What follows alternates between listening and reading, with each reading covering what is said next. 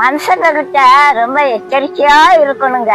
சில பேரோட பேச்சு தேனா இனிக்கும், ஆனா அவங்க மனசு வேப்பங்காயம் கசக்கும். உள்ளத்துல ஒண்ணு வச்சிருப்பாங்க, உதட்டுல வேற மாதிரி பேசுவாங்க. சில பேருக்கு மனசுக்குள்ள கெட்ட எண்ணம் நிறைய இருக்கும், ஆனா அவங்க பேச்சு வாழைப்பழம் மாதிரி இருக்கும். இப்படிப்பட்டவங்க கிட்ட கொஞ்ச நேரம் பேசி இருந்தா போதுங்க, நிறமாத்த கற்பனைக்கு சுகப்பிரசவமே ஆயிரும். அந்த மாதிரி இவங்க பேசுவாங்க.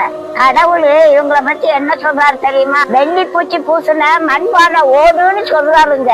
பித்தாள பாத்திரத்துக்கு அலுமினியம் பூசுவாங்க, ஆனா இவங்க வெள்ளி பூச்சி பூசுன மண்பானை ஓடுன்னு கடவுள் சொல்றாரு. அது மண்பானை கூட இல்லையாங்க, அது உடஞ்ச போன ஓட்டுக்கு என்னங்க மதிப்பு இருக்கும்? ஆனா அந்த உடஞ்ச ஓட்டுக்கு வெள்ளி பூச்சி பூசி இருக்காங்களா?